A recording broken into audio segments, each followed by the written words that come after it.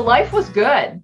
I had an active massage therapy practice, lots of clients. I became a mom. I had just become a mom, and it was, oh my gosh, my husband and I had been on a journey with 4 miscarriages and 3 years in the adoption system. I was a mom, and we were financially stable, good marriage. So why was I sitting on the deck, sobbing uncontrollably, feeling like the world was just crashing in on me, and I didn't know what to do? It was even to the point I was so tired that I was having suicidal thoughts. I'd wake up in the morning, I had a beautiful life, right? So why was I asking myself, would it be easier if I just wasn't here? Well, my husband and I, it was 6 months after we had become a family with 2 toddlers. And I'll tell you, they didn't come with an instruction manual. Still looking for one. They're now teenagers. And I was lost. I was 46 years old. So there is a reason why you actually have children when you're younger. I think it has to do with energy. So that day, my husband came home and I went to the doctor. And the doctor, he changed my life. And he changed my life by the question of, what changes are you going to make? And I looked at him like he just grew 3 more heads. And I'm like thinking, what? Why do I have to make any changes? You just gave me a prescription for the happy pill. Life's going to be good. But then I stopped and I thought about it. And he actually, with that one little question, gave me some control back. He gave me some control and he empowered me. So this started my journey on simple self-care. And simple self-care is all about those little bits of self-care that you can slide into your day without scheduling, and those tiny, tiny changes that you can make every day that build and grow over time, and you're taking care of yourself. So this is Don and Gina with Focused Healthy Family. And once again, we're doing a podcast, and we're interviewing Rita Garnto. I got to say it right. Sorry, Rita. And she's with Simple Self-Care by Rita. This is podcast number 11. Part of our self-care series. And we're going to take just a moment here to get a word from our sponsor. And then we'll be back to talk more with Rita. Today's podcast is sponsored by Q Sciences. Don and I discovered that the supplements we were taking and giving to our children were not being absorbed properly. I was very excited when I found Q Sciences. I was impressed with the quality of the products and that they provide maximum absorption. They have a variety of products, including a Q Max product, which is a combination of 3 products, including vitamins, minerals, and a probiotic. They also have hemp oil, a vitamin B12 spray, a sleep spray, and kids products. I've really seen a difference in how these products are improving how I feel, improving my mental health, and I'm happy with the quality of these products and how they're helping our whole family. If you'd like to learn more, simply go to qsciences.focusedhealthyfamily.com. That's the letter Q, sciences.focusedhealthyfamily.com. Or you can find a link on the front page of the focusedhealthyfamily.com website. and stop throwing your money away on supplements that don't work and use a quality product like Q Sciences.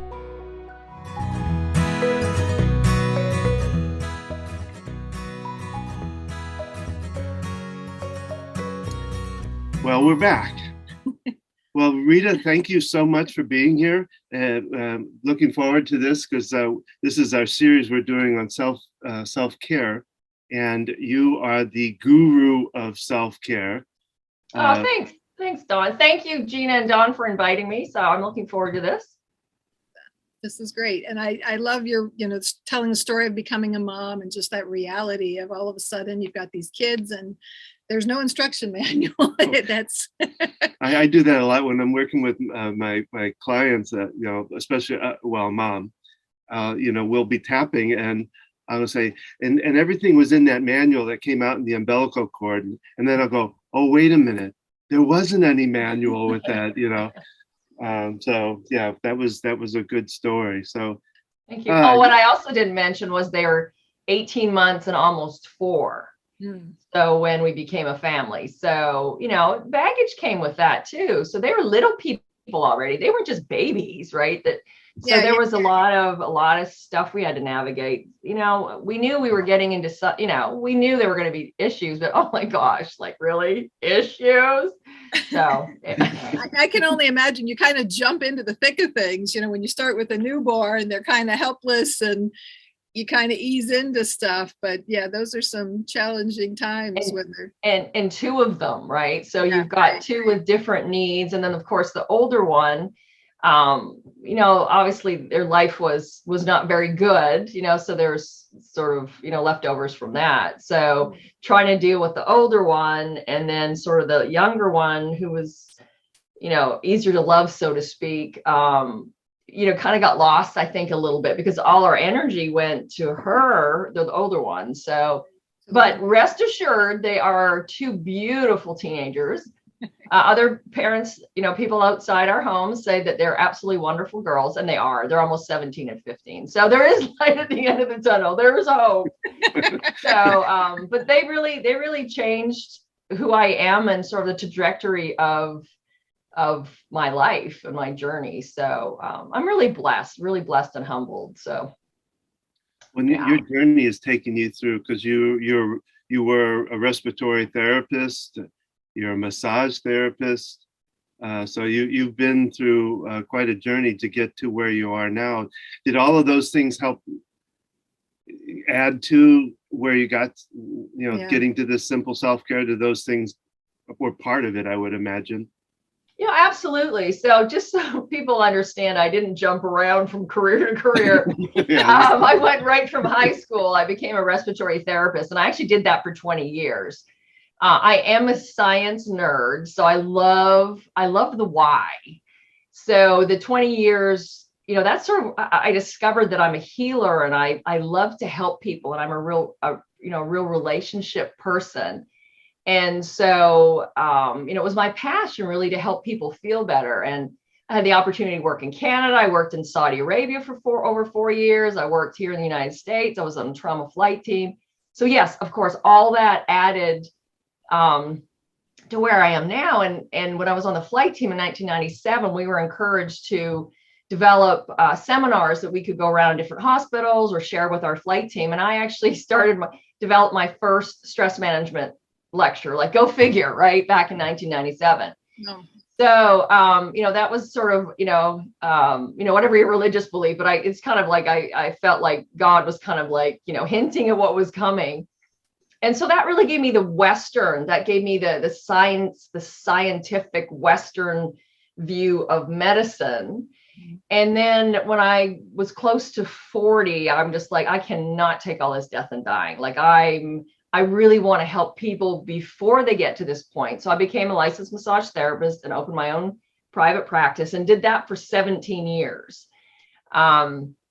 And that was really good because, I did some energy work, some Reiki.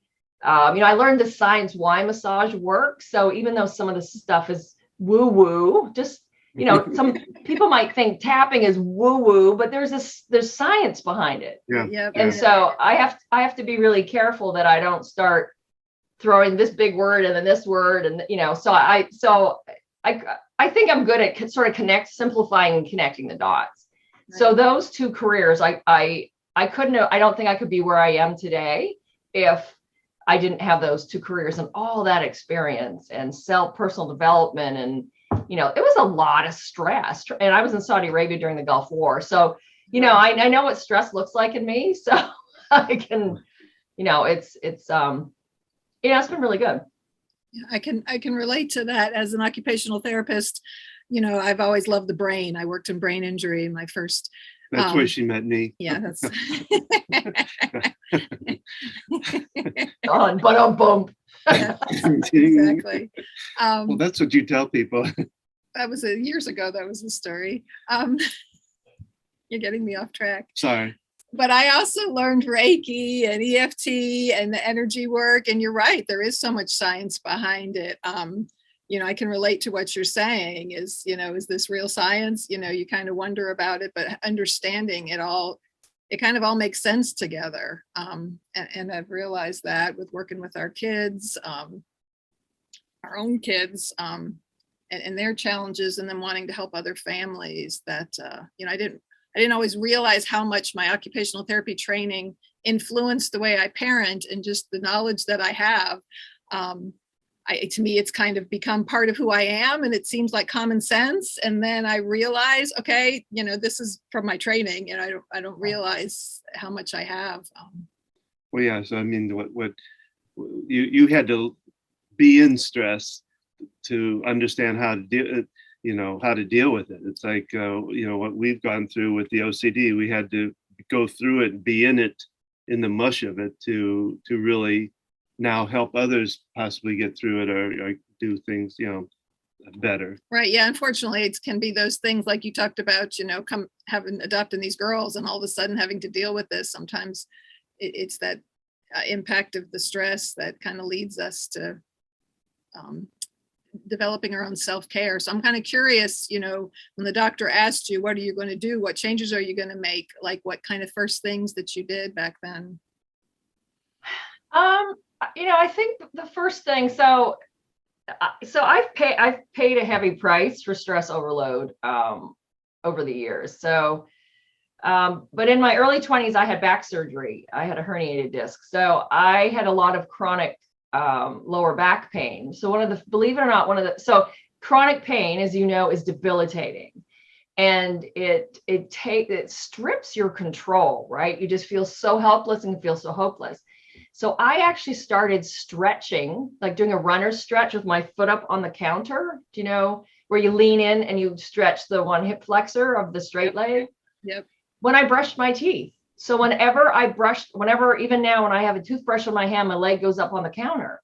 And so that seems maybe silly to some people, but it's such a small thing. But typically, there's so many of us walking around with back problems. Typically your hip flexors, which are, the muscle that will cause like your knee to come up, that's really tight. And if that's too tight, it tilts your pelvis and puts pressure on your lower back, blah, blah, blah. So by stretching, it actually would relieve the aching in my lower back. And I'd be like, oh my gosh, like I hurt less. And so that really became one of the things that I do. I have flaxseed neck warmers. I used to be a bodybuilder and personal trainer way back in the day in my 20s. And so a lot of exercise, I remembered a lot of that stuff too, and the stretching. And so I just started to add little pieces in. But really what I encourage my clients and, the people that come into my workshops and that listen to my presentations is that start with one thing, because I can give you, and in my book, I have a list of all the things that I do. And there's a disclaimer, like before you read this, realize I've been doing this for years, but I want to give you an example of things that I slide in. And so it's really starting with one thing. And I think, did I answer your question, Gina? Yes. No, was you there did. a question? No, but somewhere in there I answered Were the you talking to question. us? I love how when you brush your teeth, you stand there and stretch, because I thought I was the only weird person that stands in the bathroom. For me, it's my hamstrings, and I need to stretch because I have sacroiliac and hip issues. And I do that. You guys talk in such big terms. I can't. Well, and so, when I started writing the book in 2017, Simple Self-Care Saved Me. And there's a whole chapter on simple little things. And what people also don't realize is getting out of bed the right way. Like, right, Gina? So if I teach people how to get out of bed, you jerk up, right? You're straining your neck and your lower back, which 1 or 2 times, okay, not a big deal, but you do that year after year. So, now it's rolling to your side, pushing yourself up, feet planted on the floor, then stand up using your quads. So it's those little things that will add up over time. And then when you've got, okay, now I'm getting up out of bed the right way automatically. Now I can add the brushing my teeth with stretching. Well, I hope you're brushing your teeth already, but stretching while I brush my teeth. So it just sort of builds on itself. And then at night, I'll give myself a knee hug. I call it give yourself a hug, where you bring your bent knees to your chest, and I put my arms behind my knees and pull them as close as I can, and just pause, and then just do a little bit of rocking. And so it massages your tailbone, your sacroiliac joints, and it stretches out your glutes and your hamstrings and gives your back a break. So those little things are just, we know it, but unless someone points it out, then right. And I like how you say adding it slowly, right? Because I should be doing this, I should be doing that, but starting with one simple thing, I mean, that makes a lot of sense, because there can be a lot of pressure. As a therapist, I know all these things I should be doing, and I see myself not doing them. And rather than beat myself up, having the routine of doing something like first thing in the morning, first thing at night. And that's a really good point, Gina, is that we have these expectations, and not to leave you out, Dawn, but typically we women, we're the caregivers, right?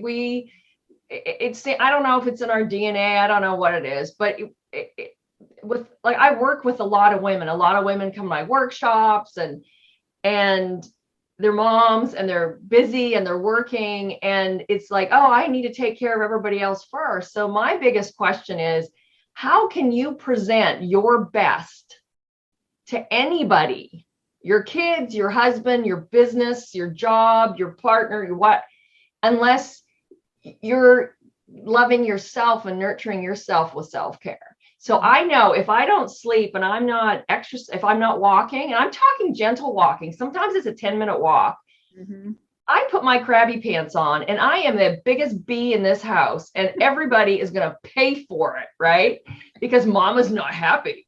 So it's, and even, you can see the dynamics, like when you reply gentler to your children, and you can use a better tone, that sets the tone for them typically too, and your husband. So exactly. Yeah, we talk about that. I was going to say, because I was going to ask you that, whether communication plays into what do you give pointers on communication? Because we run a whole workshops on communication, and found not only does it change communication, it changes anxiety, it changes behavior. It's so much to it. And I would imagine that also affects physicality too. So absolutely. So one of the workshops I teach is building up your stress armor. And so, I come in before you can communicate effectively. So let me just explain that. So in that workshop, building up your stress armor, I talk about what the stress response is. Like, we don't know what we don't know. So let's get back to the very beginning. Why do I stress? Why do I have this response? And what exactly is it? So, when your brain thinks that you do not have enough resources, or you're in immediate crisis, your operating system flips over to fight or flight, right? Your sympathetic nervous system's activated. There's the science nerd. And there are a lot of changes that happen in your brain and your body. One of the things that happens is the blood flow changes in your brain when you are feeling stressed, or you're feeling attacked, or that there's a crisis. Literally, the blood flow is diverted from your prefrontal cortex, big word, which really is the executive part of your brain that makes the good decisions. It's the clear thinker. That blood flow is diverted to a more primitive part of your brain. So literally, you're fighting your neurobiology when you're pissed. I mean, it's really, right? You are literally not thinking clearly. You can't, because the blood flow is not going where it's supposed to. Right. So before you can even communicate, you have to be aware of, okay, I'm angry, I'm frustrated, my stress response is going on. And then taking a step back and going, okay, just pause for a moment. I'm going to take a deep breath. I'm going to wiggle my toes. I'm going to wiggle my fingers. I'm going to look outside, see how many blooming trees I can see, to allow the operating system to flip to your resting and digesting. So I see a combination workshop here with the three of us. Before you can get to that point of calmly communicating, right, you have to calm this down. Right. Mm-hmm. Right. Exactly. And it only takes 30 seconds, like 30 seconds, you can flip. And now I start calling the operating system because everybody understands that, right? We all have, iPhones or Androids or whatever. So, Right. yeah, Yeah, that goes hand in hand with the things we do. I mean, we have 2 kids with OCD and severe anxiety. And when they're in that place, it doesn't matter what age we are, we lose the ability to communicate, to be able to even describe what we're feeling and have the words for it. And I've always, with my kids, it was easier when they were little, doing something physical to kind of help shift the brain. We used to do wheelbarrow. Yeah, wheelbarrow. Burrito. You'd make burritos out of them with a blanket. Roll them up tight. That was more of a calming thing. That was a sensing, for but sensory. the wheelbarrow was the proprioceptive input is calming to the nervous system, and I would pick them up by their feet and they'd walk on their hands, and in between the movement and everything, it helps shift in the brain, or just even going outside. Putting on some music. Have a dance party. I've done that before, where I just all of a sudden will blare a good song and we're all like, hey, so yeah, you're right. It's distracting. It's really distracting the brain.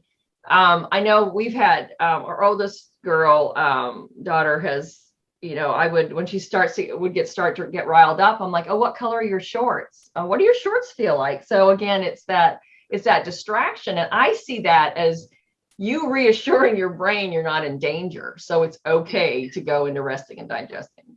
Yeah. Those are awesome.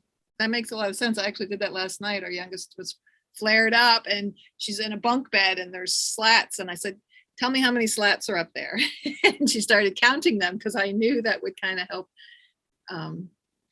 shift things. I actually had one of the interviews I did on the Invisible Wheelchair podcast, my other podcast. There was a lady, and she did a countdown to bring it down.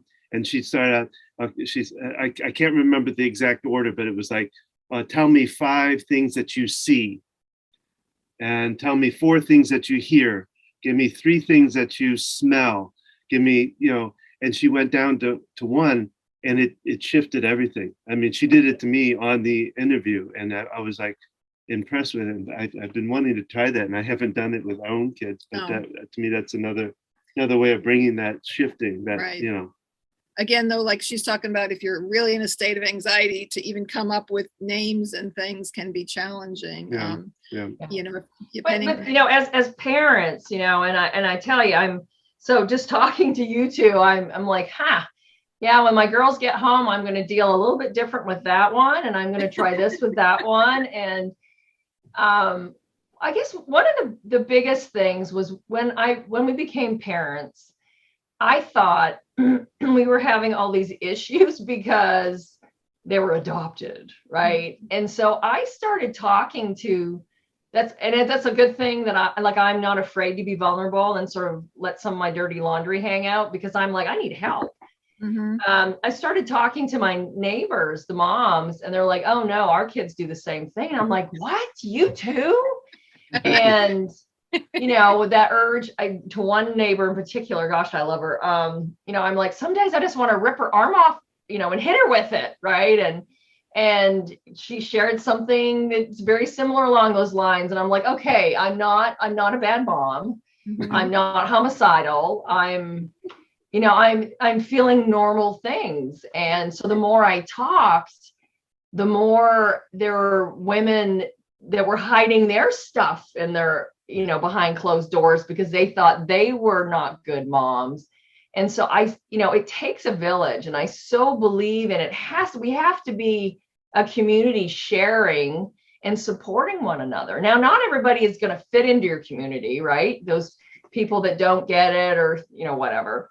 But to find those people that are on the same, plane and not afraid to ask for help. I mean, I will ask for help in a heartbeat. So either that or I'll take a nap. One of the things because I have a lot of parents that come to me, and they give me that same line, I'm a terrible parent, because of what they've done in their past, or what they feel like they've done now with their kids. And one of the things I try to point out to them is that these things that they do, these things that they think are bad, are really lessons for the kids on how not to do it, or how, I think it gives confidence to kids to see a parent screw up and be able to get through it, resolve it maybe, because I think, down the road someday, maybe when the parents aren't even there, they may run into the same kind of situation or something similar. And then they're able to say to themselves, you know what, this is tough. I don't like this, but you know what, mom made it through it. Dad made it through it. And so it gives them confidence to want to be able to handle it, that they can handle it themselves then. So I like to let's take that bad stuff idea away and let's make it, these were lessons. And sometimes we have to do these. We just talked about through your career, you had to go through that stuff. You had to go through the stress to know how to deal with it and how to help others with it. Mm-hmm. Kids have to learn. That's how kids learn, I think. Yeah, I say that all the time. But that's also like, we have to learn too, I turn 60 next year. I certainly don't, I like to think I don't act my age. And I hope I never do. So he's got you beat. But it's a process. Like, I am still learning. Like, when I was a teen, I thought, oh my gosh, when I turned 21, bing, I was an adult and I knew everything, right? And now I'm here at almost 59, and I'm still learning. So we really need, and I had this conversation with my oldest yesterday. I said, none of us are perfect, and you have to realize that we're all doing the best that we can with what we had at that point. Mm-hmm. Now, there were some things that in my childhood, a great family, there were some choices my mom made with maybe information she shared, or the fact she made all my decisions for me into my 30s and enabled me, right? But I still love her. And she did the best she could, how she knew what to do with what she had. And it's that whole grace and acceptance. It's like, oh my gosh, stop beating yourself up. Right. Mm-hmm. And okay, I screwed up today. Okay, next time this happens, I'm going to try to approach it a little bit different. Right. And, pat yourself on the back. This parenting thing, OMG, like and nowadays, yeah, it's challenging. And like you said, us taking care of ourselves, us making mistakes, and our kids seeing not only mistakes, but seeing like, okay, I didn't like how that turned out. I'm going to do this differently. So modeling and them seeing you go through it and making your changes is teaching them self-care. Well, I call it contrast. We need contrast in our life to understand life. We need to, we don't know, we can't really know what we like desire or want until we know what we don't want. I talk about like going through the dating process. To me, the dating process is this matter of you date somebody and you kind of have a pro and con list that you start making. Oh, I like this about her. I don't like this about her. And that one, now that too many cons on that one, next. And pretty soon you weed that down to when you find the pro list and you find somebody that fits the pro list pretty much. But no, I guess that would be you, Gina. And Don was 34 when he met me, so he had a lot of practice with dating. Stretched it out. Hey, I was 37 when I met Neil. And we've been together, so that's 21 years ago we met, and we've been married for almost 19. So, and it's not perfect. And I think a danger with kids too is that, I can get up on stage in front of lots of people and talk. I've written a book, I'm likable, not everybody likes me, but I'm, for the most part, I'm likable. Yes. Like my kids think, oh, mom, you're famous. And the kids can put you up on a pedestal thinking, oh my gosh, how am I ever going to be like that? Right, and so I make sure that I apologize. Like if I've been short or been a bit of a B, later I'll say, I'm really sorry. I shouldn't have been so harsh. I'm feeling a little stressed or I'm not feeling well. It's not an excuse, but this is, and I will try better. And so letting them see that you're, like you said, Dawn, that you're real. Like, Yeah. Now my girls are rolling their eyes when I share, well, in high school, I did some of the same thing, and they're like, oh, mom, right? But I want them to know I screwed up a lot, Right. and it took a lot of work to get here. I was not born great, I was born great, but like it's a You're right. It's a process, and for them to see, your journey and to have some insight into that. Just as a testament to what you're talking about, our oldest is 24 and he's lived on his own for a couple of years now. And there's something we were doing, something around COVID, and his girlfriend was anxious about it. And I said something I probably shouldn't have. And he said to me, "It's okay, Mom, it's in the past." And, I was like rehashing what I did. And he's like, "It's in the past," And I'm like, wow, things that we taught him. It was exciting. It helps, when you have a grown child, it gives you confidence to see that the things we do. And I made a lot of mistakes with him. I tell him he was my practice kid, my firstborn. And I just, we made a lot of mistakes. Saw the mistakes we made, but they learn from that, right? They're yeah. So I guess, well, thank you for sharing that. I always appreciate when parents share older kids. It's like, really, they'll appreciate it in a few years, and it's like, if I can just get through the few years. So I'm ready. I would really, if they could, I'd move both of them out right now. And not that I don't love them. Don't get me wrong.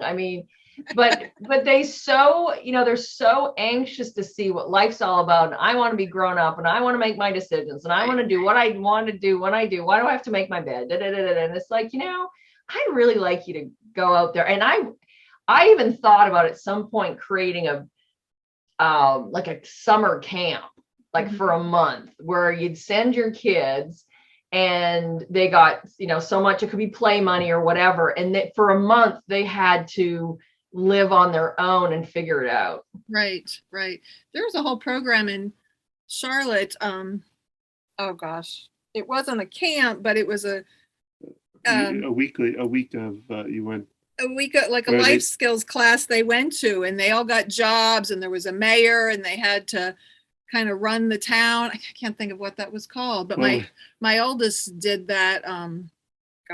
So they taught them about checking 10 years ago. Yeah. So it was kind of a real life experience demonstration. And then we, our middle child, did it last summer.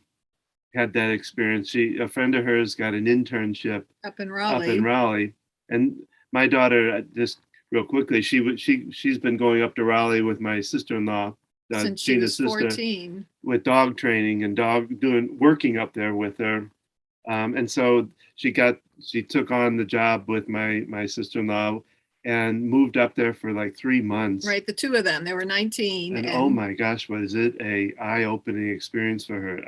They rented an apartment, and she took the dogs with her because dogs are her life. So she had our 2 dogs to take care of. Her friend that she lived with had their cat, and she had to do things she had never had to do, and it was a great experience for her. But because the car broke, she had an accident when she was up there. The car broke down when she was up there. And we're 3 hours away, so it wasn't. It was her having to handle things and being the child that has OCD. Not that she's managing that, but that was an experience that really helped her. And yet, she knew it was temporary. It was 3 months, so it was kind of like a trial. Like, can I really do this? But I love your idea of the camp, because when they're especially when they're younger teens and mid-teens, they want that independence, right? But they're really not ready for it. Their brain's not finished developing. But they want to be, and then there's a lot of headbutting here at home. So yeah. And my oldest daughter, she suffers from anxiety. Mm-hmm. I suffer from anxiety as well. I've had mild depression in the past, and the reason, I'm starting to make this confession in my workshops and my presentations that I do not deal well with stress. I get stressed very easily. So I have to walk the walk. I talk the talk. I'm always looking for a better way. I want to make tomorrow, a little bit better, a little calmer, a little whatever. Mm-hmm. So it's an ongoing process.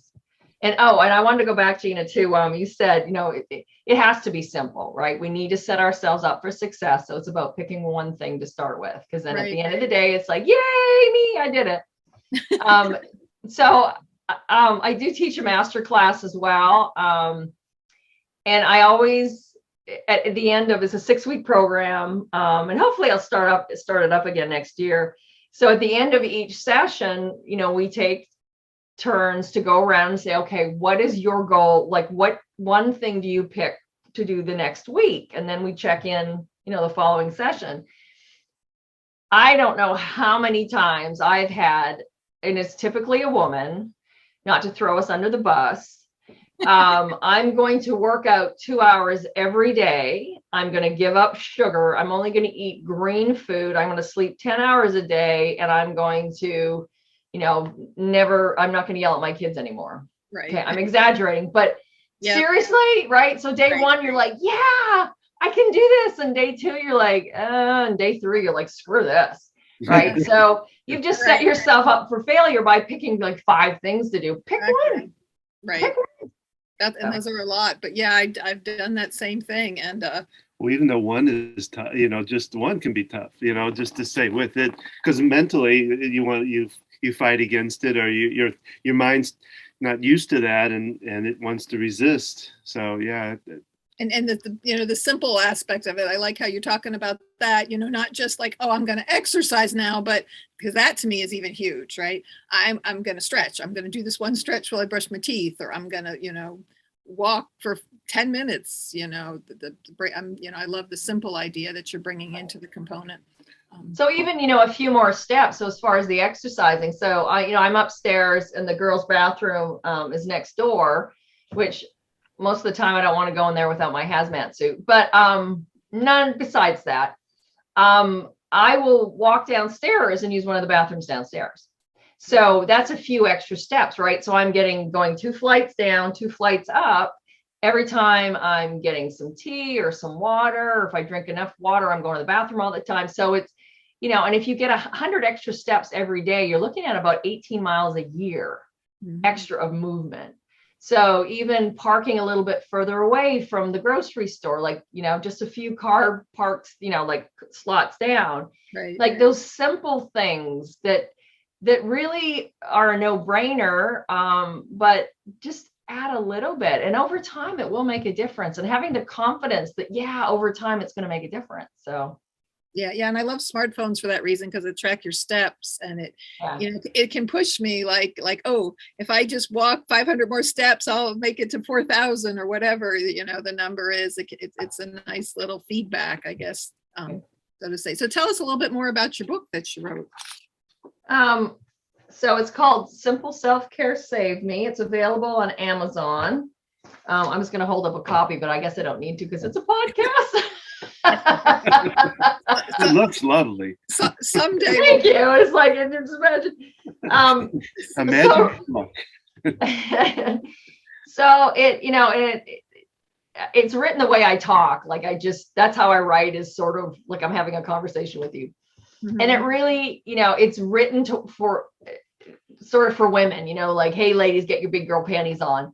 But I have had a lot of men read it as well. And one in particular, I met him through my dad, and he got a big chuckle out of the big girl panties. So when I, see him, he's like, yeah, I got my big girl panties on, Rita. So, I've had men in their 70s read it, and men of all ages in between. So I think it's a good read for everyone. I am hoping to start on the 2nd edition this summer. And what I'd like to add then is the things that I've learned in the last 5 years, especially, with COVID and all that elements that's added, but also survey men and get more of opinion, how men relate with stress, and to include some things in there. But this book, it talks about, your different nervous systems, how it all came about, explaining the stress response. And then there's a whole chapter on simple things you can just add in. And then it has, kind of walks you through, okay, how do I find my one thing? And then there's just a few steps that, you brain dump all the things you like to do, and then you narrow that down, and then you end up picking one. So, I've had really good feedback, and it's international: Australia, South Africa, Germany, Sweden, Wonderful. Canada. So, I've got to check that out. And we're doing our podcast twice a month, but we're going to be adding to it. And the one thing I want to add is kind of book reviews, because one thing we do as parent coaches is bringing other resources to parents. And so I'll make sure that's on the book list. But where I kind of thank you, I appreciate that. So reading a book, because there's a book in my head, and in blogs I've written, it just hasn't come to fruition yet. It's something I'm a writer too, and it's something I'm working towards. But is there? Well, Rita, we really appreciate you taking this time today. There's a lot of good information here. And if people want to learn more about you and what you do, where can they find out more? Well, my website is simpleselfcare.net. And there is a contact form on there. Rita@simpleselfcare.net is my email address. Feel free to email me. I do have a free weekly text self-care club. So every Tuesday morning you receive just a self-care little baby blog. And if anyone's interested in joining that, you text the word chocolates with an S to 71441. There's a story behind the chocolate. I love dark chocolate, but chocolates 71441, and then you'll automatically get on the list. And every Tuesday morning, you'll get a text. And if you want, you can stop at any time. And I love that. I'm going to have to check that out, because I love things like that. And we're going to have to interview again in the future, because I want to hear your story about chocolates. Anytime, Gina. I'll bring the chocolate. Yeah. So, well, Rita, again, it's been wonderful to talk to you. Yes, and thank you so much we appreciate you here. being on. Thank you. I appreciate the invitation, and this has been a lot of fun, and you two inspire me. So keep on doing what you're doing, and keep helping families. And life's tough. Come on, life's a struggle. Thanks. Struggle is real. So that's our podcast for today. We hope you've enjoyed it. We'd love to hear from you. Make sure to leave us a comment. If you'd like what you've heard today, and you'd like to learn more about us, and of course about Rita, or you want to join our next workshop or Rita's next workshop, you can find out more at www.focusedhealthyfamily.com, or you can follow us on Facebook at Focused Healthy Family. And we'll put some notes in about Rita's information. About Rita's stuff, yeah. And remember, how you speak to your children shapes their future.